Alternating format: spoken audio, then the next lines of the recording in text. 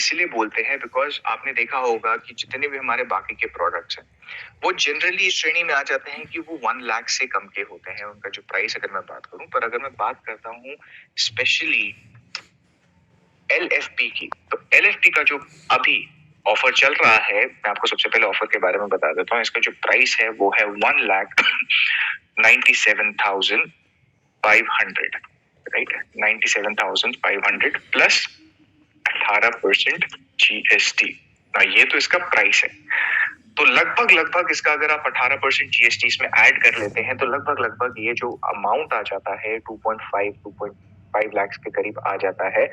और इसके साथ साथ अभी अगर आप इसको बुक करते हैं तो इसमें आपको मौका मिल जाता है डायमंड सीट्स का। अभी डायमंड सीट्स क्या है? डायमंड सीट्स में आपको थोड़ी सी क्लैरिटी दे देता हूँ। डायमंड सीट्स का मतलब होता है कि डायमंड सीट्स आपको एग्जैक्टली फ्रंट जो रो होता है वहां की सीटिंग में कस्टमर्स को बैठने का मौका मिलता है। कस्टमर्स को बैठने का मौका मिलता है। ये सिर्फ 300 सीट्स लिमिटेड सीटिंग्स होती है। 300 सीट्स की लिमिट होती है एक पूरे सेशन में, राइट। पूरा प्रोग्राम जो होता है वो 3+1 डेज का प्रोग्राम होता है, यानी कि इसमें आपको टोटल 4 फिजिकल इवेंट्स मिलते हैं। फिजिकल इवेंट्स मिलते हैं यानी कि जब सेशन शुरू होता है तो पहले 3 दिन जो होते हैं, ध्यान से समझिएगा कि मान लीजिए कि आपके किसी कस्टमर ने LFP के लिए इनरोल कर दिया, यानी कि वो LFP में कस्टमर बन जाते हैं। LFP में ऐड होने के बाद, ज्वाइन करने के बाद उनका 12 महीने का, यानी कि जो कोर्स है वो है तो 12 महीने का, पर पहले के जो 3 दिन होते हैं उन 3 दिनों में क्या करवाया जाता है? उन 3 दिनों में फिजिकल इवेंट करवाया जाता है। अब जो फिजिकल इवेंट है वो फिजिकल इवेंट कहाँ पर होता है, क्या होता है? ये फिजिकल इवेंट होता है एक 5 स्टार प्रॉपर्टी में। जी हाँ, कहाँ पर होता है? 5 स्टार प्रॉपर्टी में होता है। ये किसी स्टेडियम में नहीं होता है या फिर हेड ऑफिस नहीं बुलाया जाता है। ये एक 5 स्टार प्रॉपर्टी में करवाया जाता है। 5 स्टार प्रॉपर्टी में 3 दिन के लिए, जिसमें breakfast, lunch, evening tea included होती है। कस्टमर्स को आकर रहने का, अकोमोडेशन का सारा खर्चा अपने आप देखना पड़ता है। पर जब तक वो सेशन में है 3 दिन, यानी कि सुबह 9 बजे से सेशन शुरू कर दिया जाता है और शाम के 7:30-8 बजे तक ये सेशन चलता है। तो जब भी ये सेशन चल रहा होता है, सेशन के दौरान जो भी लंच का प्रबंध होता है, ब्रेकफास्ट है या इवनिंग टी का, स्नैक्स का प्रबंध होता है, वो उसमें करवाया जाता है। तो पहले 3 दिन जो होते हैं, पहले 3 दिन में Vivek Bindra sir live stage पे आके क्या करते हैं? सेशन कंडक्ट करते हैं। सेशन के माध्यम से क्या बताते हैं? सेशन के माध्यम से बताते हैं कि बिजनेस को सही तरीके से करने का क्या तरीका होता है। देखिए, बिजनेस को करने का एक ही मकसद होता है कि उसको सही तरीके से करना और उसको क्या करना? ग्रो करना। तो कैसे उसको ग्रो करा जाता है, क्या सीक्वेंस होता है, उसके बारे में विवेक बिंद्रा सर आते हैं। विवेक बिंद्रा सर 3 दिन के सेशन में ये सारी चीजें उनको बताते हैं, राइट। फिर आपको पूरा साल, यानी कि हमारे जो LFP कोचेस हैं, LFP कोचेस, LFP कोचेस क्या करवाते हैं? LFP कोचेस आपकी हैंड होल्डिंग करके आपको हर रोज कॉल करते हैं। हर रोज आपसे क्या करवाया जाता है? Frame works. जी हाँ, 50 फ्रेमवर्क्स होते हैं। 50 फ्रेमवर्क्स के माध्यम से क्या बताया जाता है कि किस तरीके से बिजनेस में इंप्रूवमेंट लाई जाती है, बिजनेस को कैसे स्केल करा जाता है, कैसे ग्रो करा जाता है। अब ये बात समझनी बहुत जरूरी है सुनील कुमार जी। LFP कस्टमर्स कौन होते हैं? LFP मेरे कस्टमर्स वो होते हैं जो कि बिजनेस या तो शुरू करना चाहते हैं या फिर बिजनेस को ऑलरेडी शुरू कर चुके हैं। समझेगा, मैं बिजनेस शुरू करना चाहता हूं या फिर बिजनेस ऑलरेडी शुरू कर चुका हूं। ये कस्टमर्स ज्यादातर उन्हीं के लिए ही लाभदायक होता है LFP, यानी कि बेसिकली जिन्होंने बिजनेस अपना शुरू कर दिया है, बिजनेस ऑलरेडी शुरू कर दिया है। अब बिजनेस शुरू करने के बाद क्या है कि उसको एक नेक्स्ट लेवल पे लेके जाना चाहते हैं, उसको थोड़ा सा बढ़ाना चाहते हैं, उसको एक नेक्स्ट लेवल पे लेके जाना चाहते हैं, स्केल करना चाहते हैं, बढ़ाना चाहते हैं उसको, राइट। तो ये कस्टमर्स क्षमा चाहूंगा, LFP उन कस्टमर्स के लिए लाभदायक होता है। अब ये तो थोड़ी बहुत जानकारी आपको पता चल गई है कि LFP का जो हमारा प्रोडक्ट है उसका प्राइस क्या है, क्या क्या चीजें उसमें मिल जाती है। और मैं आपको डेट भी बता देता हूँ। नेक्स्ट जो कमिंग डेट है हमारी वो है 17, 18 और 19 मार्च, यानी कि 2023 में जो हमारा LFP हो रहा है वो होने वाला है 17, 18 और 19 मार्च को। 3 दिन का ये इवेंट रहेगा और जो कि फ्राइडे, सैटरडे, संडे है। अगर आप देखेंगे कैलेंडर में तो ये फ्राइडे, सैटरडे, संडे का डेट है। 17, 18 और 19 मार्च का ये आपको जो इवेंट है 3 दिन का वो करवाया जा रहा है मार्च मंथ में। प्राइस रहेगा, क्योंकि ऑफर अभी चल रहा है, प्राइस जो है वो है 1,97,500 प्लस 18% GST उसमें इंक्लूडेड होके जो टोटल अमाउंट आ जाता है वो होगा। पर अभी फायदा ये है कि अगर अभी आप इसको बुक करते हैं या फिर कस्टमर्स आपके लेते हैं तो उनको जो 300 की सीटिंग है, समझिएगा एक 5 स्टार होटल है, अब सोचिएगा इस बात को, 5 स्टार होटल का कोई कम्युनिटी हॉल है जहाँ पे 300 सीट्स है। अब वो 300 सीट्स की सेटिंग कैसी है? वो सेटिंग ऐसी होती है कि आपको राउंड टेबल में बिठाया जाता है ना, गोल तरीके का एक शेप का टेबल होता है जहाँ पे आपके कस्टमर्स के साथ साथ और भी ऐसे कस्टमर्स बैठेंगे जो कि एंटरप्रेन्योरल माइंडसेट के साथ आते हैं, सेम माइंडसेट के साथ आते हैं। नेटवर्किंग आपके कस्टमर्स को बिल्ड करने का मौका मिल जाता है। तो अभी मुझसे कुछ लोग पूछ रहे थे कि सर मैं इंपोर्ट एक्सपोर्ट का कस्टमर है, मेरा क्लाइंट है। कुछ लोग पूछ रहे थे कि सर मेरी ज्वेलरी से रिलेटेड है। अब सोचिए कि आप दोनों के कस्टमर्स वहां पे चले जाते हैं, आपस में बातचीत करते हैं, एक का इंपोर्ट का काम है, एक्सपोर्ट का काम है और एक का ज्वेलरी का काम है। आपस में जब बातचीत होने लग जाती है तो ये पता चलता है कि स्विट्जरलैंड में जो इंपोर्ट एक्सपोर्ट के क्लाइंट है वो अपने माल को क्या करते हैं, एक्सपोर्ट करते हैं। और यहाँ पे जो ज्वेलरी क्लाइंट है वो क्या कर सकते हैं, अपनी ज्वेलरी को बातचीत करके कहाँ एक्सपोर्ट करवा सकते हैं, स्विट्जरलैंड में करवा सकते हैं। क्योंकि देखिए जब एंटरप्रेन्योरल माइंडसेट वाले लोग एक साथ बैठते हैं ना तो वो छोटी मोटी चीजों पे बात नहीं करते, वो बड़े आइडियाज पे क्या करते हैं, फोकस करते हैं। समझ पा रहे हैं? तो पहली चीज तो ये है। तो कब कौन कौन सी डेट के लिए हो रहा है, सबसे पहले तो ये नोट कर लीजिएगा कि 17, 18 और 19 मार्च 2023 यानी कि आने वाले साल में ये LFP का जो इवेंट है वो बुक कर दिया गया है।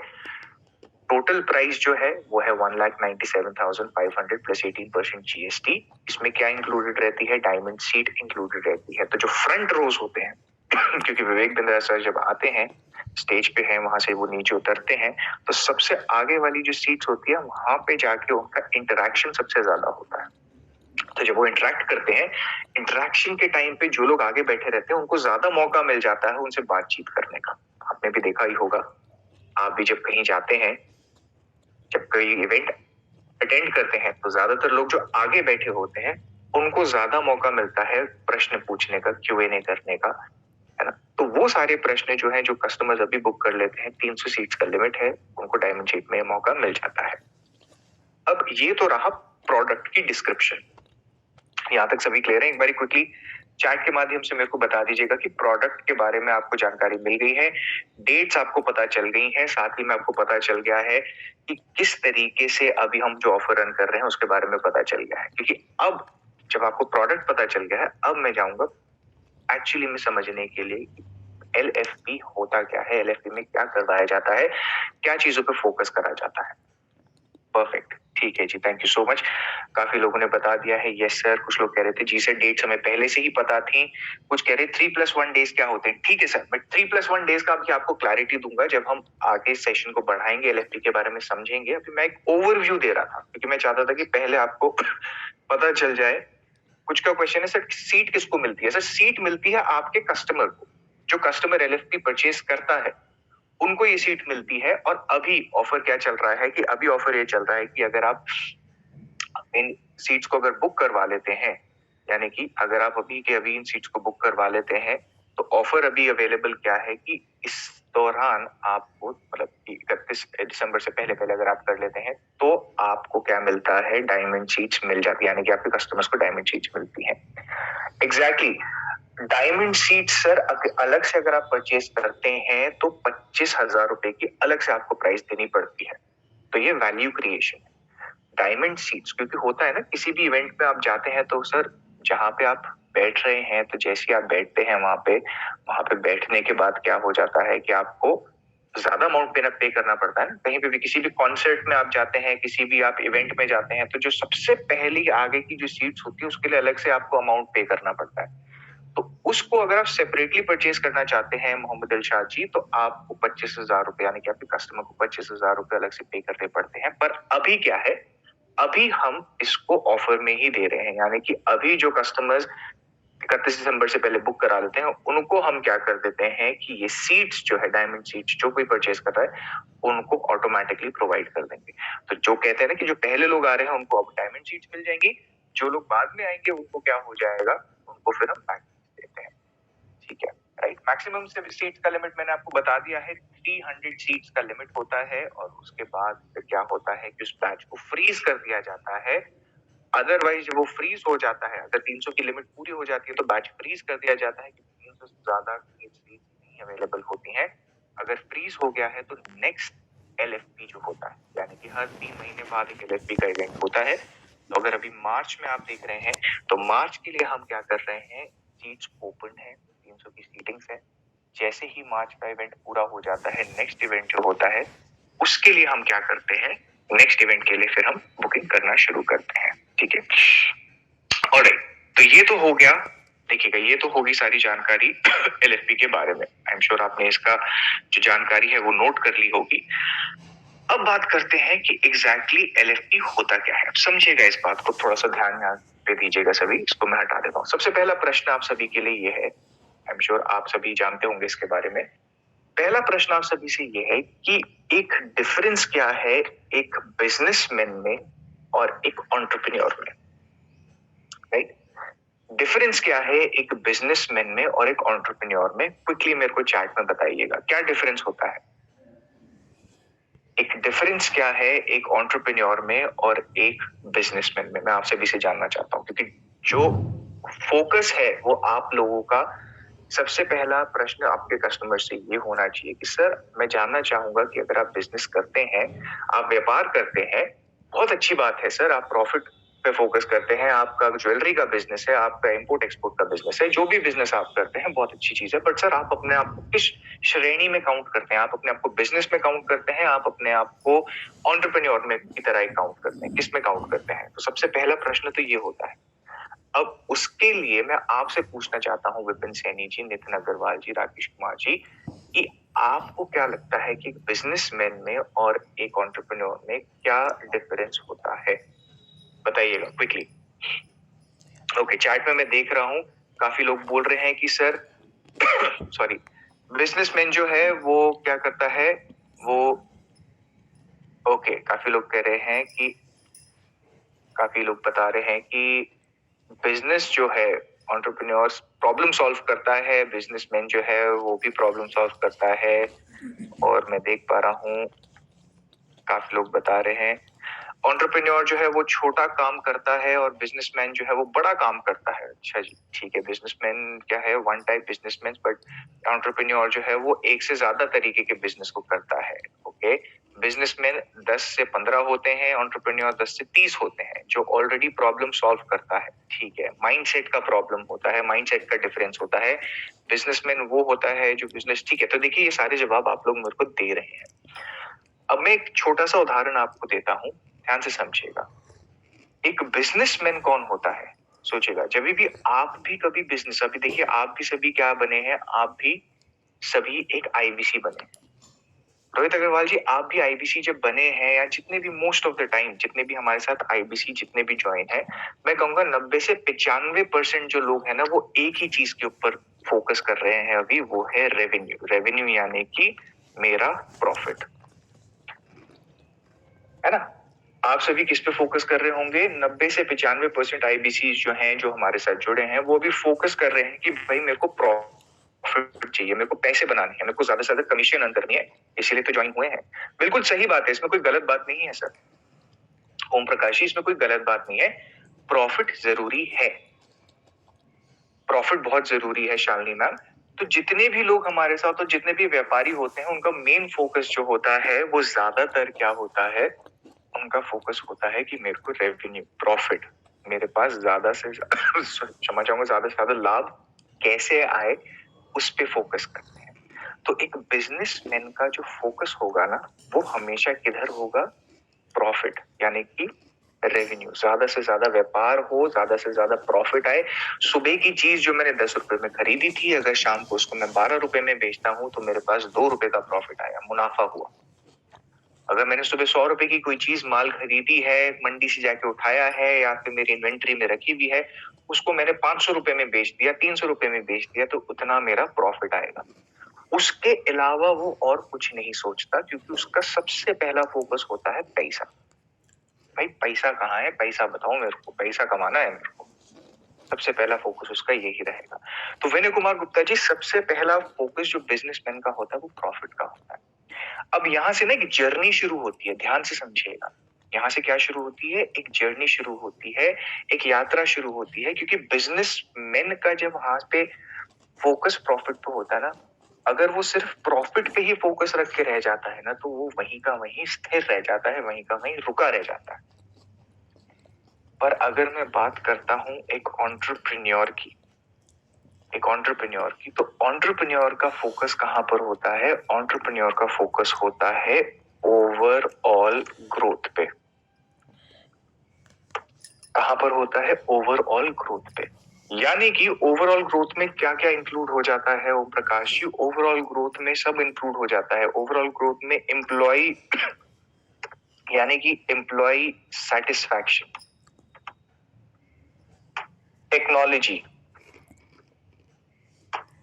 टेक्नोलॉजी के साथ साथ क्या होता है? टेक्नोलॉजी के साथ साथ वो फोकस करता है कि किस तरीके से मैं अपने बिजनेस को एक्सपैंड करूं तो कैसे मेरा एक टीम जो है वो फॉर्म करनी है, टीम के बाद मैं कैसे अपने प्रोडक्ट में इनोवेशन लेकर आऊं, वो इन सारी चीजों के बारे में वो सोचना शुरू करता है। वो प्रोसेस पे ध्यान देता है। प्रोसेस पे ध्यान देने के बाद वो बाकी के जितने भी हमारे परफॉर्मेंस है, भाई मेरा मार्केट में जो मेरा प्रोडक्ट है वो कैसा परफॉर्म कर रहा है, ये सारी चीजों पे अब आप देख रहे हो वो पूरे ओवरऑल ग्रोथ पे ध्यान दे रहा है। पर बिजनेसमैन किस पे ध्यान दे रहा है? सिर्फ प्रॉफिट पे। उसको नहीं पता कि भाई इनोवेशन क्या चीज होती है, उसको नहीं पता परफॉर्मेंस क्या होता है, उसको नहीं पता टीम क्या होती है। क्योंकि जब आप उसके पास जाके ये चीज बताओगे रोहित जी कि जब तक आप टीम पे फोकस नहीं करोगे वो आगे बिजनेस आगे नहीं बढ़ सकता, वो मना कर देगा कि नहीं, अगर मैं टीम ऐड करूंगा ना रोहित अग्रवाल जी, तो उसमें क्या हो जाएगा, उसके अंदर पैसे की लागत आएगी और वो पैसे की लागत मैं अभी नहीं लाना चाहता, मैं सिर्फ प्रॉफिट में फोकस करना चाहता हूँ। तो बिजनेसमैन का माइंडसेट जो ज्यादातर होता है ना, वो क्या होता है? वो स्टक होता है। वो एक ही चीज पे फोकस करता है कि बस मेरे को प्रॉफिट चाहिए कहीं ना कहीं से। पर एक एंटरप्रेन्योर में कन्वर्ट होने के लिए, एंटरप्रेन्योर बनने के लिए आप ओवरऑल ग्रोथ पे फोकस करते हैं। ओवरऑल ग्रोथ पे फोकस करने के लिए आपको एक क्या चाहिए होता है? सीक्वेंस चाहिए होता है। क्या चाहिए होता है? एक सीक्वेंस, एक प्रोसेस चाहिए होता है जिसको आप फॉलो करते हैं। जब तक आप उस प्रोसेस को फॉलो नहीं करेंगे तब तक आप बिजनेस एक्सपैंड नहीं कर पाएंगे। मैं आपको एक छोटा सा उदाहरण देता हूं। आप सभी अभी हमारे साथ एज एन आईबीसी जुड़े हैं। आप अभी कहां पे फोकस कर रहे हैं? प्रॉफिट पे फोकस कर रहे हैं, रेवेन्यू पे ज्यादातर फोकस कर रहे हैं। बट आप देखिए आपके चैनल पार्टनर्स, आपके रिस्पेक्टिव चैनल पार्टनर्स, उन्होंने क्या करा? उन्होंने प्रोसेस डिफाइन करा। दे आर एंटरप्रेन्योर्स, वो एंटरप्रेन्योर्स बने। उन्होंने प्रोसेस डिफाइन करा, उन्होंने टीम लीड करी, उन्होंने इनोवेशन ऐड करा, उन्होंने प्रोसेस डिफाइन करा, उन्होंने अपने एम्प्लॉइज को, आईबीसीज को, कंपनी को समझा, उनको सपोर्ट करने के लिए पूरा एक इकोसिस्टम बना के आपको दिया। That is why they are entrepreneurs. क्यों? क्योंकि वो लीडरशिप जो क्वालिटी होती है ना सर, उसको समझ गए। जो लीडरशिप क्वालिटी होती है ना, उसको समझ गए। तो अगर मैं एक शब्द में या फिर एक सेंटेंस में मतलब बताऊं कि बिजनेसमैन और एंटरप्रेन्योर में डिफरेंस क्या होता है, सर लीडरशिप का डिफरेंस होता है। एक अच्छा बिजनेसमैन प्रॉफिट पे फोकस पर करेगा, बट एक एंटरप्रेन्योर हमेशा लीडरशिप पे फोकस करेगा। वो ये देखेगा कि मैं तो ग्रो कर ही रहा हूं, बट मेरे साथ साथ और भी लोग कैसे मेरे साथ, मेरे आसपास कैसे ग्रो करें। डिफरेंस ये होता है। तो जब आप भी अपने आसपास अपने चैनल पार्टनर्स को देखते हैं, विवेक बिंद्रा सर को देखते हैं, वो क्या है? He is an entrepreneur, he is a successful entrepreneur. क्यों? लीडरशिप की वैल्यूज क्या होती हैं, लीडरशिप के लेसन्स क्या होते हैं, वो उनसे सीखते हैं लोग आगे।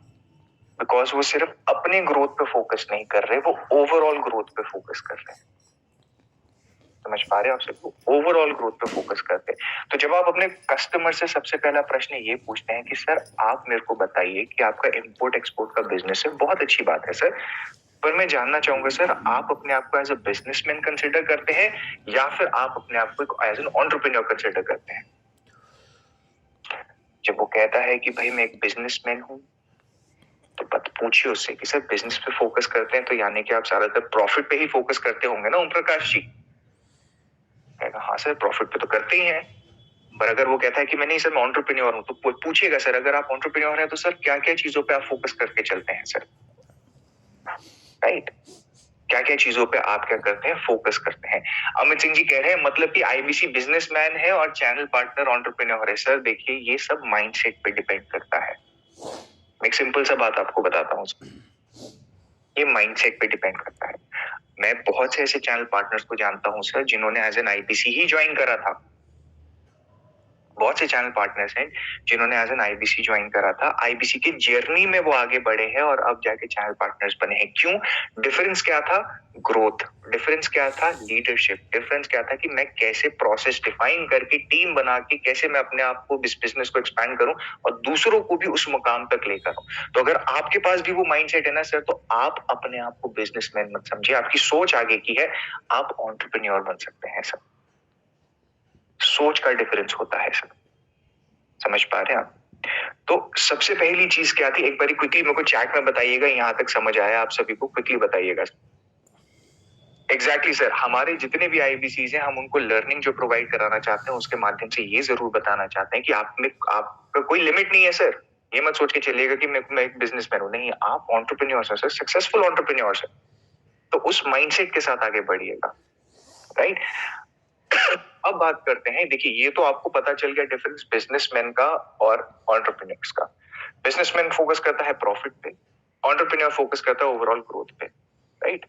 अब बात करते हैं किस तरीके से बड़ा बिजनेस का लीडरशिप फनेल प्रोग्राम हेल्प करता है कस्टमर्स को बिजनेस करने के एक सीक्वेंस में आगे बढ़ाने का, राइट? तो अब समझिएगा, विवेक बिंद्रा सर कहते हैं कि हम किसी भी बिजनेस को करने के लिए ना एक प्रोसेस फॉलो करते हैं। संजय गुप्ता जी, उसको हम कहते हैं बिजनेस के 8 पीस। क्या कहते हैं? बिजनेस के 8 पी। एग्जैक्टली। तो अब क्या है ये बिजनेस के 8 पीस, मैं आपको बताता हूँ क्विकली और एक एक करके इनको जरा हम समझते हैं, राइट? एक बार क्विकली मेरे को बता दीजिएगा कि स्क्रीन आप सभी के लिए विजिबल है? Okay, alright. तो बिजनेस के 8 पीस, सबसे पहली पी क्या होती है जिसपे हमें फोकस करना होता है? देखिए ज्यादातर जैसे मैंने आपको बताया था, इन 8 पीज में से एक पी होता है प्रॉफिट, है ना? इन 8 पी में से एक पी होता है प्रॉफिट। बट गलती क्या करते हैं ज्यादातर लोग, और बिजनेसमैन जैसे मैं आपको बता रहा था ज्यादातर गलती क्या करते हैं, वो सबसे पहले प्रॉफिट पे जंप कर जाते हैं। वो सबसे पहले दिमाग में रखते हैं प्रॉफिट। वो ये सोच के चलते हैं कि भाई मेरे को सबसे पहली चीज जिस पे फोकस करना है धीरज कुमार गौतम जी, वो ये सोचते हैं कि मेरे को सबसे पहले प्रॉफिट पे काम करना है। वो ये नहीं देखते वीरपाल जी कि और भी क्या चीजें हैं जिसको, प्रोसेस जिसके बारे में हम बात कर रहे थे, उस पे नहीं फोकस करते। They always focus on profit. वो कहते हैं कि भाई मेरे को प्रॉफिट, मेरे को रेवेन्यू पे फोकस करना है। पर बिजनेस को प्रॉपर एग्जीक्यूशन रन करने के लिए सबसे पहली चीज जो आती है वो आती है identifying the customers problem. Profit पे हम बाद में जाएंगे, पहले हम क्या फाइंड आउट करेंगे? प्रॉब्लम, कि भाई प्रॉब्लम है क्या, कस्टमर की क्या ऐसी प्रॉब्लम है जो कि मैं सॉल्व कर सकता हूं। जब मैं प्रॉब्लम आइडेंटिफाई कर लेता हूं, प्रॉब्लम आइडेंटिफाई करने के बाद मैं प्रोस्पेक्ट्स पे फोकस करता हूं, अपने कस्टमर्स पे फोकस करता हूं कि मेरे पास बिजनेस को डेवलप करने के लिए या बिजनेस को लॉन्च करने के लिए, बिजनेस को सक्सेसफुल आगे बढ़ाने के लिए, या मेरे प्रोडक्ट को सक्सेसफुली मार्केट में और आगे बढ़ाने के लिए क्या मैं सही तरीके के कस्टमर्स पे फोकस कर भी रहा हूं या नहीं कर रहा हूं। जब मैं अपने प्रोस्पेक्ट्स को अच्छे से समझ लेता हूं, जब मैं समझ जाता हूं कि मेरे प्रोस्पेक्ट्स कौन है, उनका रहन सहन क्या है, उनके खर्च करने का तरीका क्या है, उनकी एज वैल्यू क्या है, उनका किस तरीके की सोच है, वो जब मैं समझ जाता हूँ उसके बाद मैं क्या करता हूँ, पीपल, यानी कि मैं अपनी टीम क्रिएट करता हूँ, अपनी टीम क्रिएट करता हूँ, अपनी टीम को पूरा एस्टैब्लिश करता हूँ। पहले मैंने प्रॉब्लम पे फोकस कर लिया, मैंने अपने लोगों को यानी कि अपने कस्टमर्स को अंडरस्टैंड कर लिया, उनकी क्या रिक्वायरमेंट है, उसके बाद फिर मैं जाता हूँ लोगों पे यानी कि अपनी टीम क्रिएट करने के लिए। अपनी टीम जब मैं क्रिएट करता हूँ, उस टीम को मैं बोलता हूँ कि सर अब आप क्या बनाओ, अब आप प्रोडक्ट बनाना शुरू करो। अब आप क्या करो, अब आप प्रोडक्ट बनाना शुरू करो। ये टीम जो मेरी टीम है, जिनको मैंने हायर करा है, क्योंकि मैं एक लीडर हूँ। अब ध्यान से समझिएगा, अब आप एक एंटरप्रेन्योर से बात कर रहे हैं, तो एंटरप्रेन्योर के पास लीडरशिप की स्किल्स बहुत जरूरी हैं। और वो लीडरशिप की स्किल्स क्या है कि जब उन्होंने प्रोस्पेक्ट्स को समझ लिया है, अपनी टीम क्रिएट कर दी है, अब वो टीम को बोलते हैं कि अब आप लोग मेरे को इस प्रॉब्लम का सोल्यूशन कैसे बना के देंगे, इस प्रोडक्ट से बना के देंगे। अब क्या प्रोडक्ट डिजाइन करना है, प्रोटोटाइप क्या होगा, उसकी क्या स्पेसिफिकेशंस होंगी, वो टीम आपके लिए प्रोडक्ट क्रिएट करती है। प्रोडक्ट क्रिएट करने के बाद आप उसकी प्राइसिंग एंड पोजीशनिंग रखते हैं। किस मार्केट में इसको पोजीशन करना है, किस सेगमेंट में इसको पोजीशन करना है, इसकी प्राइस क्या होनी चाहिए। जुबैर अहमद जी, ऐसा नहीं हो कि मैंने प्रोडक्ट ऐसा बना दिया जिसका प्राइस, जिसका कॉस्ट मार्केट में जो है वो आ रहा है मान लीजिए 10,000 रुपए का, पर मेरे कस्टमर्स यानी कि सेकंड पॉइंट जो सेकंड पी है, मेरे कस्टमर्स की खर्च करने की कैपेसिटी 1,000 रुपए ही है। यानी कि जिस लोकेलिटी में, जिस कम्युनिटी में मैंने अपना प्रोडक्ट लॉन्च करा है, वहां पे लोग जो है वो खर्च करने के लिए सिर्फ ज्यादा से ज्यादा 1,000 रुपए का बजट लेके चलते हैं। पर मैंने प्रोडक्ट डिजाइन करके ऐसी जगह पे लॉन्च कर दिया जहां पे प्रोडक्ट लॉन्च करने के लिए, मार्केट करने के लिए और उसकी प्राइसिंग रखने के लिए उसका प्रोडक्ट का प्राइस ही 10,000 रुपए आ रहा है। तो मैं तो ऑटोमेटिकली क्या करूंगा, मेरा प्रोडक्ट वहां पे चल नहीं पाएगा। समझ पा रहे हैं? जब इन स्टेप्स में कहीं पे भी कोई गलती आ रही है, ध्यान से समझिएगा, इन स्टेप्स में कहीं पे भी अगर गलती आ रही है तो मैं आगे नहीं बढ़ूंगा, मैं वापस जाऊंगा और देखूंगा मैंने कहाँ गलती करी। तो यानी कि अगर मैंने प्राइसिंग रख दी है प्राइसिंग रखने के बाद भी मेरे को पता चल रहा है कि लोग प्रोडक्ट को नहीं उठा रहे हैं या प्रोडक्ट वहां पे नहीं चल पा रहा है, तो ऐसा नहीं है कि मैं और आगे बढ़ता चला जाऊंगा या उस प्रोडक्ट को चलाता चला जाऊंगा। नहीं, गलती यही होती है सबसे ज्यादा। मैं वापस जाके देखूंगा कि मैंने गलती कहाँ करी है। क्या मैंने प्रोडक्ट डिजाइन करने में दिक्कत कर दी थी, क्या मैंने प्रोस्पेक्ट्स को समझ लिया था ठीक से, क्या मैं वहां पे गलती कर गया। हो सकता है कि मैंने टीम जो अलाइन करी थी यानी कि जो मेरा मैन पावर था, जो मैंने अपने लिए लोगों को हायर करा था, क्या वो ठीक हायर हुए थे या नहीं थे। समझ रहे आप? इंप्रूवमेंट साइकिल ऑडिट करना है, देखना है। अब देखिए, जब इस तरीके से देवशीष जी आप अपने कस्टमर से बात कर रहे हैं, उनको बिजनेस के 8 P's के बारे में LFP के जरिए से बता रहे हैं, तो कस्टमर इंटरेस्टेड रहेगा, कस्टमर सुनेगा आपकी बात। हाँ यार, ये मुद्दे की बात कर रहा है, पॉइंट की बात कर रहा है। संजय गुप्ता जी जो मेरे को बता रहे हैं कि मेरे को अपने बिजनेस को नेक्स्ट लेवल पे लेके जाना है, इन 8 P पे फोकस करना है, तो सर क्या आपने अपने प्रोस्पेक्ट को अच्छे से समझा। संजय गुप्ता जी अपने क्लाइंट से पूछ रहे हैं कि सर क्या आपने अपने कस्टमर को अच्छे से समझा। जी हाँ, मैं बहुत अच्छे से समझता हूँ। बहुत अच्छी बात है सर। तो क्या टेक्निक्स आपने अप्लाई करी सर, किस तरीके से क्या आपने अप्रोच अप्लाई करा जिससे आप अपने कस्टमर को समझे सर। क्या आपने कोई सर्वे रन करा मार्केट में, क्या आपने उनसे कनेक्ट करा सर, क्या आपने जाके उनसे बात करी, क्या आपने टीम ऐसी हायर करी जो कि कस्टमर से कनेक्ट कर रही थी, अगर उन्होंने कनेक्ट करा तो क्या फीडबैक मिला सर, उस फीडबैक को फीड फॉरवर्ड कैसे बनाया, फीड फॉरवर्ड करने के बाद जब आपने उसको अप्लाई करा तो उस पर क्या रिसर्च करी सर और क्या निकल कर आया, ये सारी चीजें आपने करी सर। कस्टमर बोलेगा यार इतनी चीजें तो मेरे को नहीं पता थी, मैंने तो 4 लोगों को बुलाया, पूछा क्या अच्छी सी चीज लगती है और बिजनेस अपना आगे मैंने प्रोडक्ट लॉन्च कर दिया। तो सर यहीं पे तो दिक्कत आ गई सर, आपने अपने प्रोस्पेक्ट्स को अच्छे से नहीं समझा। बिजनेस स्केल करना है सर, प्रॉफिट पे ही फोकस नहीं करना है, बिजनेस को क्या करना है, स्केल करना है। समझ पा रहे हैं? राइट। तो एक बार क्विकली चैट से मेरे को बताइएगा यहाँ तक समझ आ रहा है जितनी चीजें भी हमने कवर करी है, क्योंकि आगे और भी चीजें हैं, उन पे मैं तभी जाऊंगा जब मैं ये जान जाऊं कि आप लोग ये सारी चीजें समझ रहे हैं, क्लैरिटी मिलती जा रही है। एक बार क्विकली चैट में मेरे को बताते चले जाइएगा।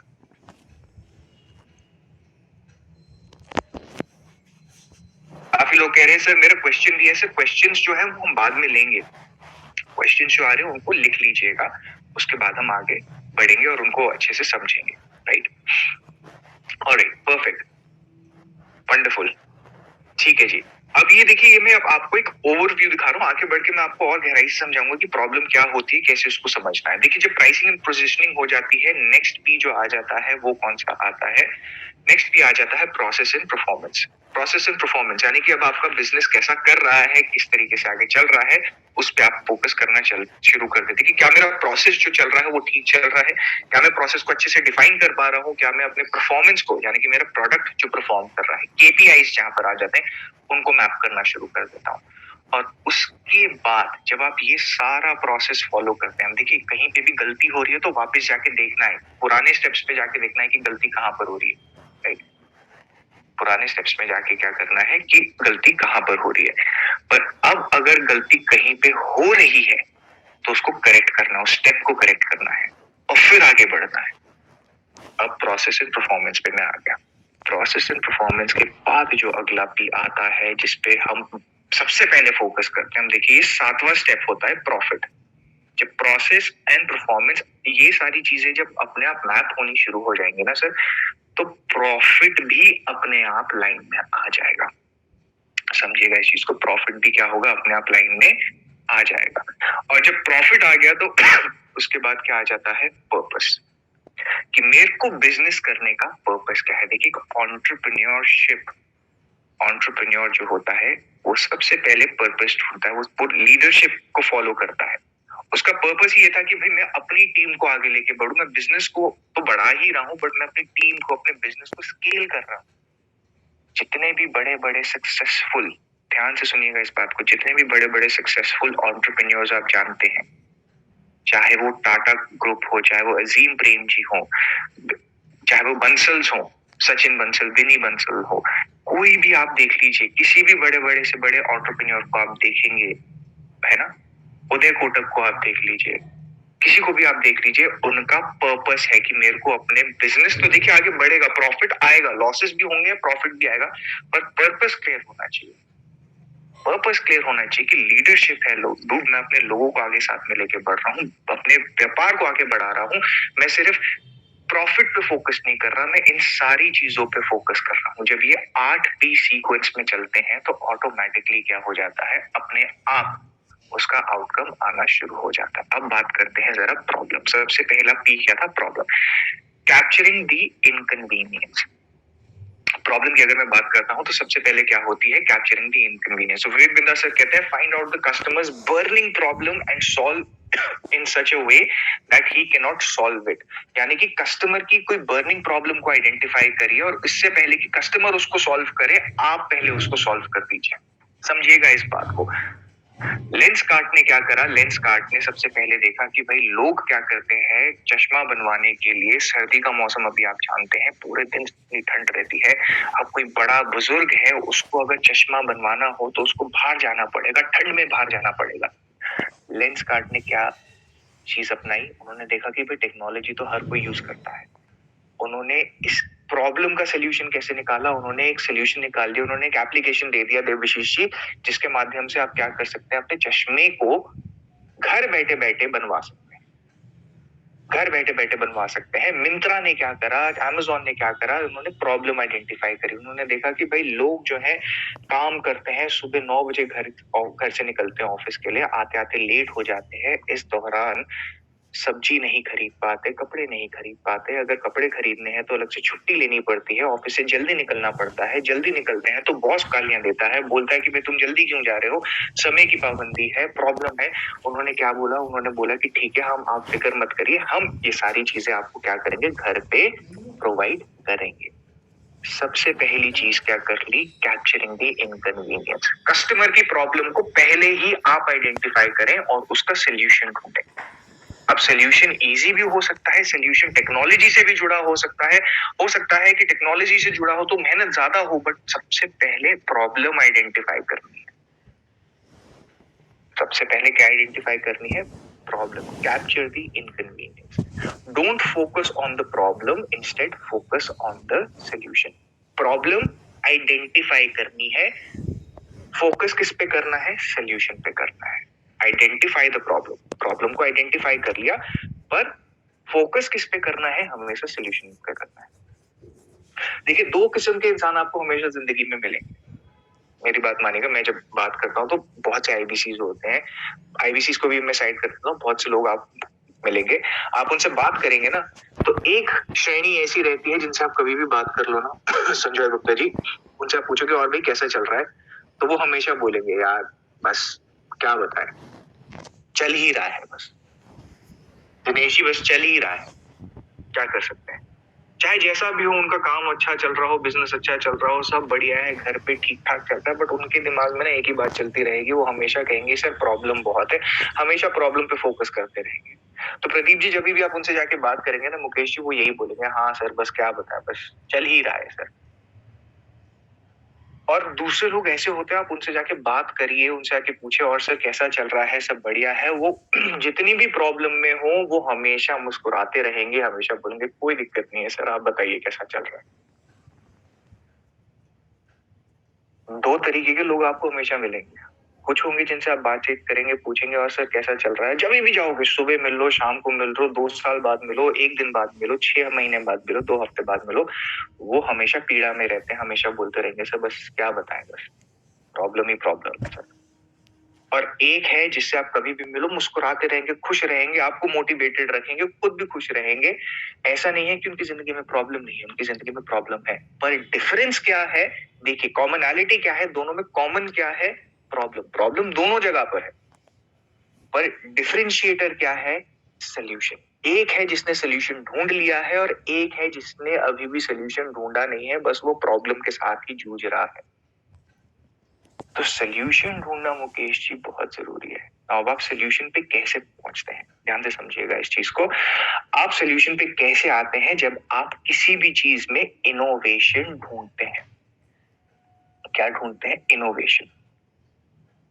प्रॉब्लम स्टेटमेंट हर कोई लेकर आता है, पर सोल्यूशन कौन लेकर आए वो सबसे आगे होता है। यानी कि जो सोल्यूशन ढूंढ ले किसी भी प्रॉब्लम का, उसको देखेगा, वो हमेशा आगे बढ़ता रहेगा, खुश रहेगा, अपने आप में सेटिस्फाइड रहेगा, जब भी किसी से मिलेगा तो खुश होके मिलेगा। हमेशा दिखेगा सोल्यूशन जो ढूंढ कर आता है ना, वो हमेशा क्या लेकर आता है, एक उसके चेहरे पर एक स्माइल रहती है, क्योंकि उसको पता है उसके आप साथ साथ कितनी भी बड़ी प्रॉब्लम लेकर आ जाए ना, वो हमेशा खुश होकर बताएगा कि नहीं नहीं सर कोई दिक्कत नहीं, मैं देख लूंगा सर, मैं प्रॉब्लम का सोल्यूशन मेरे को पता है, मैं कर दूंगा। चाहे उस समय उसको सोल्यूशन ना पता हो, पर वो खुश होगा, क्योंकि उसको पता है कि मैं आखिर में कहीं ना कहीं सोल्यूशन ढूंढ ही लूंगा। तो डिफरेंशिएटर प्रॉब्लम होता है, क्षमा चाहूंगा, कॉमनैलिटी प्रॉब्लम रहेगी, सबकी जिंदगी में प्रॉब्लम रहती है, पर हम सबको डिफरेंट क्या करता है, सोल्यूशन। तो किस प्रकार का सोल्यूशन आप लेकर आते हैं वो मैटर करता है। इनोवेशन बहुत जरूरी है, तो इनोवेशन के साथ सोचिए। इनोवेशन का मतलब क्या है, कोई नया तरीके से विचारधारा लेकर आने का, उसको अप्लाई करने का, है ना, वो आपकी इनोवेशन होती है। अब बात करते हैं थॉमस एडिसन की। थॉमस एडिसन को हम ये इस मान से भी जानते हैं कि मॉडर्न इनोवेशन में वो कहते हैं फादर ऑफ मॉडर्न इनोवेशन।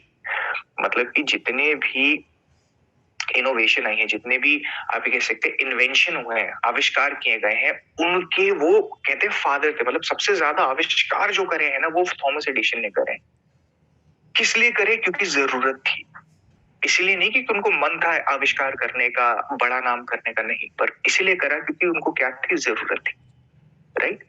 तो अगर थॉमस एडिसन क्या है, इनोवेशन के फादर है, तो जरूरत है ना, जो necessity is the mother of invention. So अगर सबसे ज्यादा इन्वेंशंस थॉमस एडिसन ने करे हैं, तो उसके पीछे जो रहस्य था वो ये था कि जरूरत थी उस समय पे, और उस जरूरत को पूरा करने के लिए थॉमस एडिसन ने क्या करा, काम करना शुरू करा, जिसको हम कहते हैं रेडिकल इनोवेशन। रेडिकल इनोवेशन क्या है कि एग्जिस्टिंग काम में कुछ नयापन नहीं लेकर आना। जैसे विवेक सर कहते हैं ना, मैं नंबर 1 नहीं बनना चाहता, मैं सिर्फ अकेला रहना चाहता हूँ, यानी कि I want to be the only one, I don't want to be the number 1, I want to be the only one.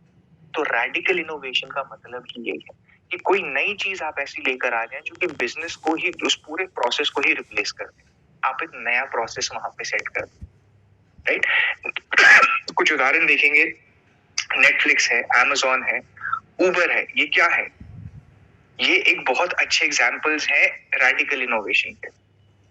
Netflix, पहले क्या होता था कि सीडी रेंट पे लेकर आनी पड़ती थी, याद होगा आपको, डीवीडी प्लेयर्स आते थे, सीडी प्लेयर्स आते थे, वीसीडी प्लेयर्स आते थे पहले। उनके लिए क्या करना पड़ता था, आपको सीडी जाके खरीद कर आनी पड़ती थी, रेंट पे लेकर आनी पड़ती थी। नेटफ्लिक्स मार्केट में आया, नेटफ्लिक्स ने पूरा गेम ही चेंज कर दिया। उन्होंने स्ट्रीमिंग, ऑनलाइन स्ट्रीमिंग के माध्यम से पूरी मूवीज प्रोवाइड करनी शुरू कर दी। रेडिकल इनोवेशन है। बिजनेस में या फिर उस तौर तरीके में कोई डिफरेंस नहीं लेकर आया, बिल्कुल ही चेंज कर दिया। दूसरा क्या हुआ, अमेज़न आया। अमेज़न ने क्या करा, अमेज़न लेकर आया कि भाई ऑनलाइन प्रोडक्ट्स जब आप लेकर आते हैं, ऑनलाइन प्रोडक्ट्स आप सेल करते हैं, तो उन प्रोडक्ट्स को जब आप सेल करते हैं, दूसरी कंपनीज क्या कर रही थी, प्रोडक्ट्स वो भी ऑनलाइन सेल कर रही थी, पर डिलीवरी में 4 दिन, 5 दिन, 6 दिन लेकर चल रही थी। अमेज़न आया, अमेज़न ने बोला कि भाई सेम डे या 24 आवर्स के अंदर अंदर हम आपको डिलीवर करके देंगे, यानी कि आज आप ऑर्डर करिए, हम अगले दिन आपको क्या कर देंगे, डिलीवर करके दे देंगे। प्रोसेस चेंज बिल्कुल। उनको देखने के बाद बाकी कंपनीज ने ऐसा काम करना शुरू करा। उबर, ओला की अगर मैं बात करूं, टैक्सी में इतना ज्यादा प्रॉब्लम आती थी, ट्रैवल नहीं कर पाते थे लोग, बहुत दिक्कत आती थी। पहले वो आपने देखा होगा, पीली और काले रंग की टैक्सियां चलती थी, मीटर होता था, कुछ लोग मीटर का इस्तेमाल करते थे, कुछ लोग नहीं करते थे। उसमें भी ओला और उबर क्या लेकर आए, बिल्कुल एकदम रेडिकल इनोवेशन लेकर आए। रेडिकल इनोवेशन का मतलब क्या है, जो बिल्कुल अलग हो जाता है, नया प्रोसेस सेट कर देता है। रेडिकल इनोवेशन लेकर आए, टेक्नोलॉजी का इस्तेमाल करा, एप्लीकेशन बेस्ड टेक्नोलॉजी का इस्तेमाल करा। घर बैठे बैठे आप कहीं पर हो, मार्केट में हो, कहीं पे भी हो, आप क्या कर सकते हैं, ओला और उबर से बुक कर सकते हैं। ये रेडिकल इनोवेशन है। जरूरत थी, नेसेसिटी थी, जरूरत थी। जरूरत को ध्यान में रखते हुए इनोवेशन लेकर आए, आविष्कार करा, इन्वेंट करा कुछ नया। अब सोचिए कि अगर नेटफ्लिक्स वाले नहीं सोचते, अमेज़न वाले नहीं सोचते, ओला उबर वाले नहीं सोचते, तो आज भी हम क्या कर रहे होते, पुराने तौर तरीकों पे चल रहे होते। इंक्रीमेंटल इनोवेशन यानी कि छोटी छोटी इंप्रूवमेंट्स। एक होती है रेडिकल इनोवेशन और एक होती है इंक्रीमेंटल इनोवेशन। रेडिकल इनोवेशन बिल्कुल एकदम ही blows up the existing system, नया सिस्टम बना दिया। इंक्रीमेंटल छोटी छोटी इंप्रूवमेंट्स जो कि कंपनी में ऑलरेडी चल रही है, छोटी छोटी इंप्रूवमेंट्स। टाटा मोटर्स की अगर हम बात करें, टाटा मोटर्स ने पहले क्या करना शुरू करा था, अगर आपको ध्यान होगा, पहले टाटा मोटर्स में ज्यादातर कमर्शियल व्हीकल्स पे फोकस करते थे, यानी कि कमर्शियल गाड़ियां जो होती थी, ट्रक्स होते थे, टेम्पोस होते थे, मेटाडोर होते थे, इन पे फोकस करते थे। फिर उन्होंने मार्केट में जाके छोटी छोटी चीजों में इंप्रूवमेंट करनी शुरू करी, पैसेंजर कार्स पे फोकस करना शुरू करा, लग्जरी गाड़ियों पे फोकस करना शुरू करा।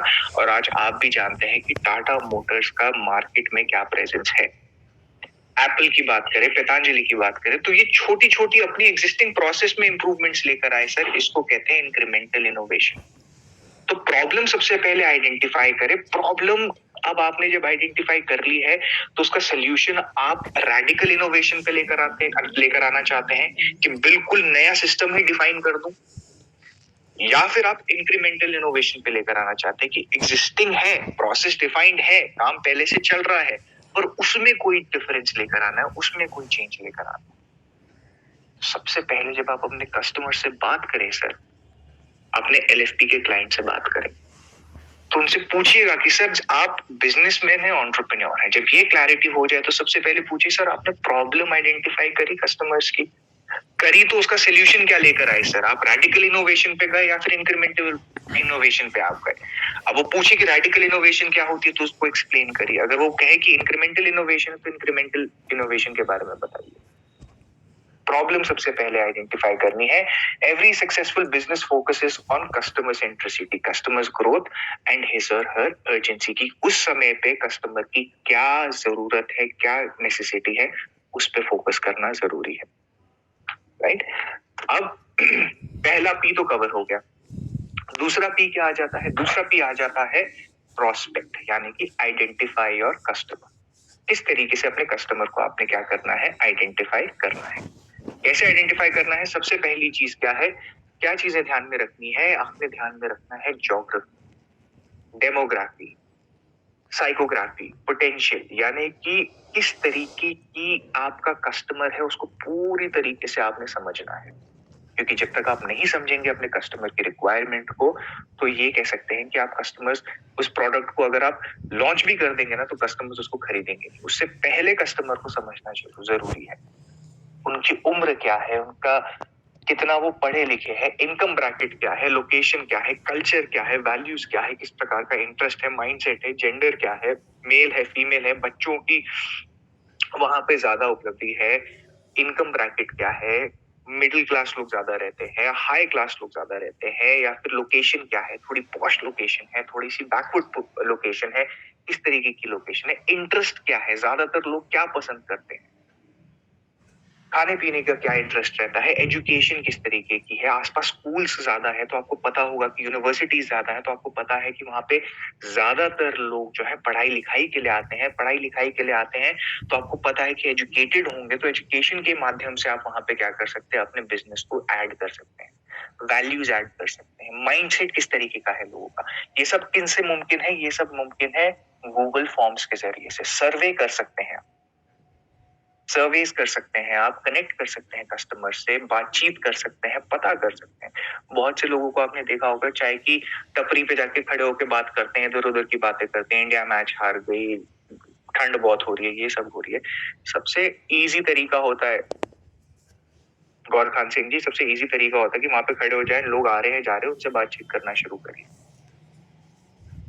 उनसे बातचीत करना शुरू कर दीजिए, गूगल फॉर्म बना दीजिए, गूगल फॉर्म वायरल कर दीजिए वहां पे। और आजकल तो डीएमटी का माध्यम आ गया है, अपने अगर बिजनेस को आपने आगे बढ़ाना है तो उस स्पेसिफिक लोकेशन पे, अगर आप कहीं पे भी रहते हैं, अगर आप दिल्ली के महावीर एन्क्लेव के एरिया में रहते हैं, महावीर एन्क्लेव में आप एक सर्वे रन करवाना चाहते हैं तो वहां पे भी आप सर्वे रन करवा सकते हैं। वहां पे फेसबुक पे एक क्या कर सकते हैं, आप एक सर्वे रन कर सकते हैं जिसके माध्यम से आपको पता चल जाएगा कि किस तरीके का बिजनेस माइंडसेट लोग वहां पे रखते हैं, किस तरीके की उम्र के लोग हैं, कि क्या इनकम ब्रैकेट है, क्या उनका इंटरेस्ट है, कितना खर्च कर सकते हैं, आपको पता चल जाएगा। देखिए, आप भी जब वेबिनार के लिए किसी को रजिस्टर करवाते हैं, देखिएगा, जब आप भी किसी को वेबिनार के लिए रजिस्टर करवाते हैं तो वहां पे भी कुछ ऐसे प्रश्न आते हैं कि आप एंटरप्रेन्योर हैं, आप स्टूडेंट हैं, आप वर्किंग प्रोफेशनल हैं, आप वुमेनप्रेन्योर हैं, आप अपने आप को किस श्रेणी में रखते हैं, आपकी मंथली इनकम कितनी है, 10,000 है, 50,000 है, 20,000 है, 30,000 है, क्यों इसको हम स्टडी करना मांग रहे हैं।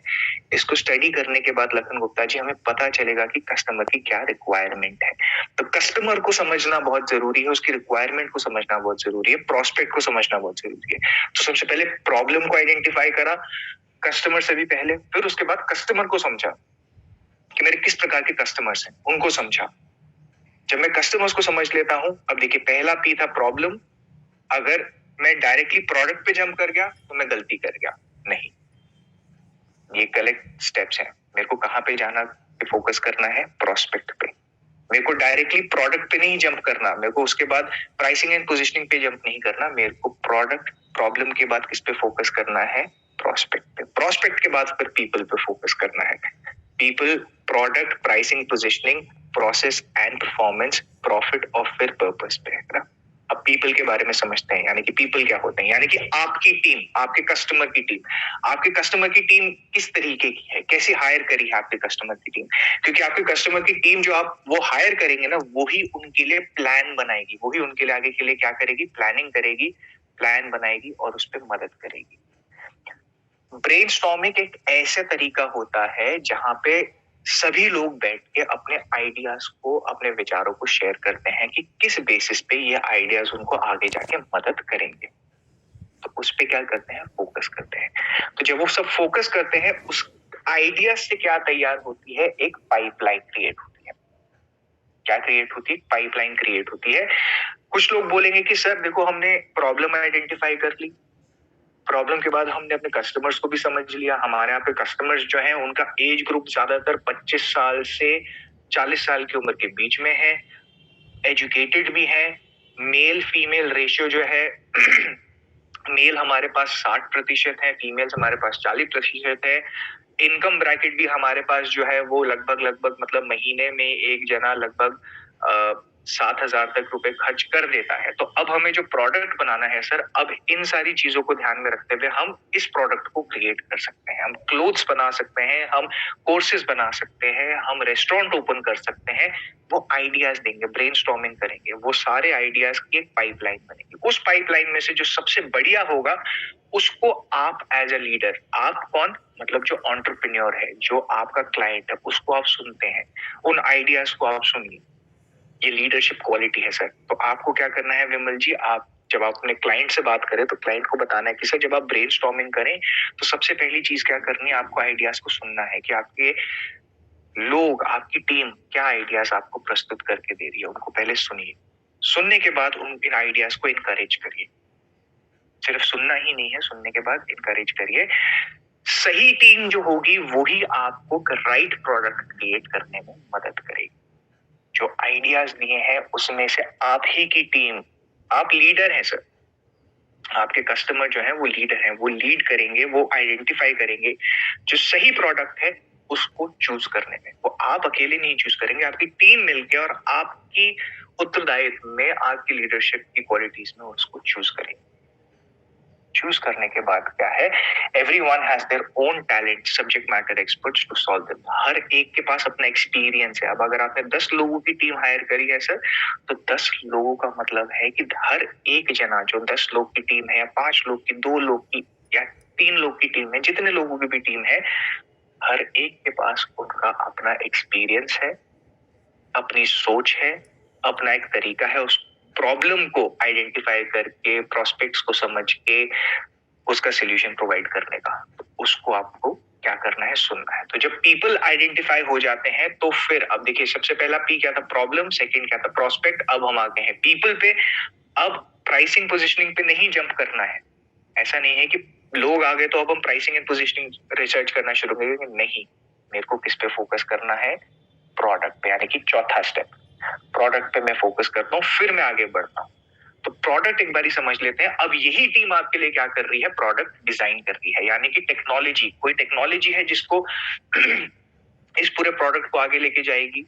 इस तरीके की प्रोडक्ट की टेक्नोलॉजी जरूरी है। अब देखिए, अगर मैं बड़ा बिजनेस का उदाहरण दे रहा हूँ लखन सिंह जी, पहले बड़ा बिजनेस के कोर्सेज जो थे वो अवेलेबल थे, वन ऐप था वो भी अवेलेबल था, बट इतना ज्यादा क्या नहीं था, इतना ज्यादा सक्षम नहीं था। पर अभी कुछ दिनों में आपने देखा होगा कि टेक्नोलॉजी के माध्यम से टीम ने प्रोडक्ट्स जो है वो ऐसे क्रिएट कर दिए हैं, सपोर्ट सिस्टम ऐसा क्रिएट कर दिया है जिसके माध्यम से आप सभी को कितना लाभ हो रहा है। कंटेंट की बात करूं, कनेक्टिविटी की बात करूं, सभी चीजों की बात करूं, तो वन ऐप के माध्यम से आपको ये तक पता चल जाता है कि आपने रेटिमस सेशन अगर अटेंड कर लिया है, डाओ जो बन गया है, डेली एक्टिव यूजर जो है, वो भी आप ट्रैक कर सकते हैं। तो ये टीम है जो कि प्रोडक्ट डिजाइन कर रही है। प्रोडक्ट जब डिजाइन कर रही है तो वो देख रही है कि किस प्रकार की टेक्नोलॉजी की जरूरत है जो उस प्रोडक्ट को आगे लेके जा सकती है। समझ पा रहे हैं आप? और ये आपके कस्टमर्स को आप एक्सप्लेन कर रहे हैं कि सर आप प्रोडक्ट पे जब फोकस करते हैं तो क्या आपके पास ऐसी टीम है जो प्रोडक्ट डिजाइन कर रही है, और उस प्रोडक्ट को अगर वो डिजाइन कर रही है तो क्या सोच रही है कि वो किस तरीके की टेक्नोलॉजी, क्योंकि आज के समय में टेक्नोलॉजी बहुत जरूरी है। Decide the product platform. आपके कस्टमर, आपकी टीम क्या करेगी, प्रोडक्ट के ऊपर डिसाइन करेगी कि क्या उसको कस्टमर टू कस्टमर क्रिएट करना है, बिजनेस टू कस्टमर का प्रोडक्ट होना चाहिए, यानी कि कस्टमर आगे कस्टमर को सेल करे। MLM जिसको हम कहते हैं, मल्टी लेवल मार्केटिंग। कस्टमर आपका है, उसी कस्टमर ने आगे और कस्टमर्स को सेल करा। B2C, बिजनेस टू कस्टमर, यानी कि आपने प्रोडक्ट बनाया, उसको बिजनेस को दिया, वो बिजनेस आगे जाके कस्टमर्स को सेल करता है। B2B करे, बिजनेस टू बिजनेस करे। बिजनेस ने क्रिएट करा, आगे सॉफ्टवेयर क्रिएट करा, उसने भी आगे बिजनेस को क्रिएट करके दिया। B2G यानी कि बिजनेस टू गवर्नमेंट को क्रिएट करके आपने दिया। तो इस तरीके से आप क्या कर रहे हैं, आपकी टीम अब आइडेंटिफाई कर रही है कि प्रोडक्ट को कैसे आगे लेके जाना है। उसके बाद प्रोडक्ट क्वालिटी आइडेंटिफाई करे, कॉस्ट आइडेंटिफाई करे कि पूरे प्रोडक्ट को बनाने के लिए, उसको डेवलप करने के लिए कितना उसमें कॉस्ट इन्वॉल्व रहता है। Building an ecosystem to support your product, यानी कि प्रोडक्ट तो बन गया है, प्रोडक्ट लॉन्च भी हम कर देंगे आगे जाके, तो प्रोडक्ट के बाद जो आफ्टर सेल सर्विस होती है, कस्टमर सर्विस होती है, उसको कैसे सस्टेन करना है, उस पे फोकस कैसे करें। प्रोडक्ट का प्रोटोटाइप बनाए। प्रोटोटाइप मतलब अपने आप में एक तरीके का, कहते हैं ना कि इसको कहते हैं system, SOW, system of standard of work, यानी कि जो एक प्रोटोकॉल आपने बना दिया, एक प्रोटोटाइप आपने एक प्रोडक्ट बनाया। देखिए प्रोडक्ट को मार्केट में लेके जाके कि प्रोडक्ट की क्या विशेषताएं हैं, लोगों को प्रोडक्ट अच्छा लगा है, नहीं लगा है, उसका क्या फीडबैक आया है। आपने देखा होगा काफी बारी, आपके पास भी ऐसे आता होगा कि छोटे छोटे पाउचेस में काफी बारी कुछ प्रोडक्ट्स आपके पास आ जाते हैं, सैंपल के तौर पर आ जाते हैं। आप उनको इस्तेमाल करते हैं, अगर इस्तेमाल करने के बाद अगर आप उसको अच्छा लगता है, उसमें फीडबैक भी लिखा हुआ आता है कि आपको हमारा प्रोडक्ट कैसा लगा, तो बताइएगा जरूर। वो फीडबैक लेते हैं क्योंकि वो क्या करते हैं, वो सारा का सारा जो अमाउंट है, सारा का सारा कैपिटल एक बारी में उस प्रोडक्ट को मैन्युफैक्चरिंग में नहीं लगाते। वो पहले क्या करते हैं, प्रोटोटाइप पे फोकस करते हैं, प्रोटोटाइप बनाते हैं, प्रोटोटाइप का क्या परफॉर्मेंस है, उसके बाद आगे जाके वो चीजों पे फोकस करते हैं। टेस्ट इन स्मॉल रीजन, छोटी जगहों पे जाके उसको टेस्ट करिए। गलती क्या होती है, लोग बड़े स्केल पे खेल जाते हैं, प्रोडक्ट भी बना लिया, प्रोडक्ट की टेस्टिंग भी अच्छे से हो गई, टेस्टिंग के बाद जाके उसको इंटरनेशनल लेवल पे लॉन्च कर देते हैं। भाई इंटरनेशनल लेवल पे आप जब लॉन्च करेंगे तो खर्चा भी तो उस हिसाब से आएगा। सबसे पहले रीजनल जगहों पे उसको क्या करें, लॉन्च करें। जब रीजनल जगहों पे अच्छा फीडबैक आएगा, अच्छे लोग उसको पसंद करेंगे, उसके बाद जाके आप क्या कर सकते हैं, धीरे धीरे करके प्रोडक्ट में आप भी ग्रोथ देखेंगे। तो जब प्रोडक्ट प्रोटोटाइप बनाया, स्मॉल रीजन्स में इस्तेमाल करा उसका, उसके बाद जाके फिर आप देखते हैं कि प्रोडक्ट कैसे आगे धीरे धीरे बढ़ता चला जाता है, राइट। तो अब हमने क्या क्या चीजें कर ली आज कवर। सबसे पहली चीज हमने कवर करी थी आज प्रॉब्लम, उसके बाद हमने कवर करा प्रोस्पेक्ट, प्रोस्पेक्ट के बाद हमने कवर करा क्या, पीपल, पीपल के बाद हमने कवर करा प्रोडक्ट। तो ये 4 चीजें आज हमने कवर करी। आगे की जो 4 पीस हैं वो मैं अभी कवर नहीं करूंगा, बट कल मॉर्निंग में मैं इसका सेशन फिर से रन करूंगा, तो मेरे बाकी के 4 पीस हैं हम उनको कवर करेंगे। आज के जो 4 पीस हैं मैं चाहता हूं आप इस पे ध्यान जरूर दें, इनको समझिएगा। क्यों? क्योंकि पहले इनकी क्लैरिटी लेके चलिए अपने साथ, इनको अच्छे से समझिए कि प्रॉब्लम आइडेंटिफाई करनी है। कस्टमर्स की जो प्रॉब्लम है वो कस्टमर इससे पहले कि उसका सोल्यूशन ढूंढे, मेरे को सोल्यूशन ढूंढना है। उसके बाद मेरे को क्या करना है, प्रोस्पेक्ट, अपने लोगों को क्या करना है, पता करना है कि किस तरीके से कस्टमर्स काम करते हैं, किस तरीके से उनकी रिक्वायरमेंट होती है, क्या उनकी एज ग्रुप है, उनकी लोकेशन क्या है, उनकी ज्योग्राफी क्या है, उसको पहले अच्छे से समझना। फिर लोग हायर करने हैं, किस तरीके के लोग हैं, कितने लोग टीम है, और जरूरी भी है कि सब लोग एक जैसे हों या फिर अलग अलग की टीम में अलग अलग तरीके के लोग हैं, उनको देखना है। फिर उसके बाद आता है प्रोडक्ट, और यही जो लोग आपने हायर करेंगे, यही जो टीम आपने हायर करी है, वो किस प्रकार के प्रोडक्ट को आगे क्या करती है, डिफाइन करती है। तो ये 4 चीजें हैं जिस पे आज आपको ध्यान देना है। मैं कोशिश करूंगा कि इसकी रिकॉर्डिंग जो है वो आज शाम तक आप सभी के पास मिल जाए। रिकॉर्डिंग का सेशन जो है वो आप सबको मिल जाएगा, इसको एक बार फिर से देखिएगा। कल मॉर्निंग में हम फिर से इसका सेकंड पार्ट करेंगे, जो कि बाकी के हमारे 4 पीस हैं, राइट, जो कि हमारा प्राइसिंग एंड पोजिशनिंग है, प्रोसेस एंड परफॉर्मेंस है, फिर प्रॉफिट एंड देन पर्पस। तो फिर ये हम 4 आगे करेंगे। अपने कस्टमर से बात करना शुरू करिएगा, उनको अप्रोच करना शुरू करिएगा, बताना शुरू करिएगा कि किस तरीके से LFP आगे बढ़ता है, और भी चीजें इसके बारे में हम आगे बढ़ के जरूर इसके बारे में बात करेंगे। कुछ प्रश्न है कुछ लोगों के, वो हम ले लेते हैं। जहां पे मेरे को लगता है कि ये प्रश्न कल आंसर होने वाला है, तो वो डेफिनेटली हम कल कवर करेंगे, बट आज से रिलेटेड कोई सेशन होगा उसके लिए मैं आंसर कर देता हूँ। ओम प्रकाश जी, आपको सबसे पहले अनम्यूट कर रहा हूँ मैं। आपको कोई प्रश्न, आपने हैंड रेज करा हुआ है ओम प्रकाश जी? नहीं सर, प्रश्न नहीं थे, सब डाउट क्लियर हो गया। ग्रेट सर, चलिए, थैंक यू। और आपको अगर सेशन अच्छा लगा होगा तो अपने अपने ग्रुप्स में एक बारी जरूर फीडबैक जरूर दीजिएगा कि सेशन कैसा था। संतोषी गुप्ता जी, आपको मैं अनम्यूट कर रहा हूँ। हाँ जी sir, good morning sir. Good morning ma'am. Sir मैं ये पूछना चाह रही थी, जैसे कि ना मैं पहले कपड़ों का बिजनेस करती थी घर पे ही, तो मेरे कस्टमर जैसे कि जिनसे मैं लेती थी बिजनेस मैन है जैसे कि गुजरात में, तो उनको मैं NFT कैसे पिच करूँ?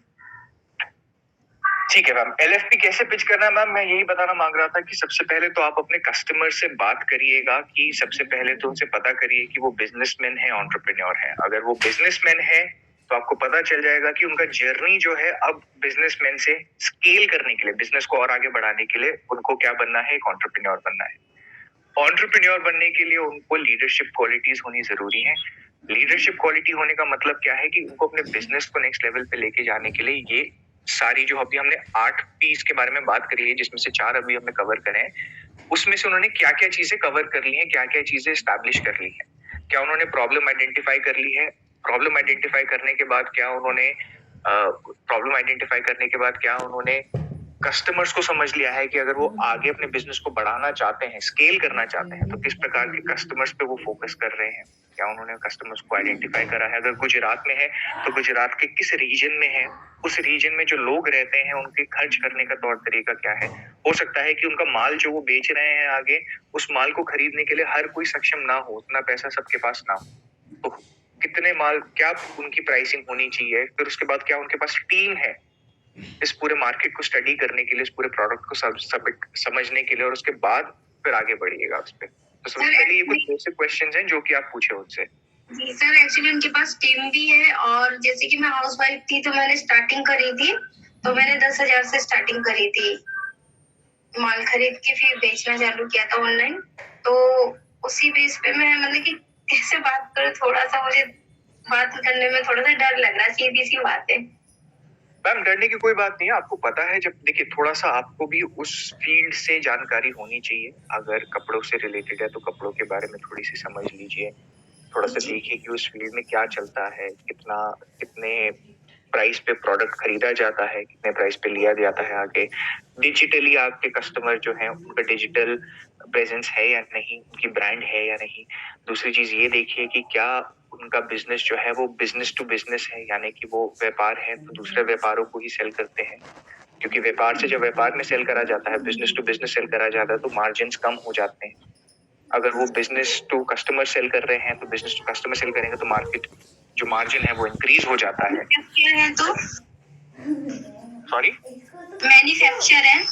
मैन्युफैक्चरर है तो एग्जैक्टली मैम, मैन्युफैक्चरर भी है तो मैन्युफैक्चरर वो आगे रिटेल को सेल करते हैं, रिटेलर को सेल करते हैं, तो रिटेलर आगे सेल करता है तो मार्जिन कम होता है।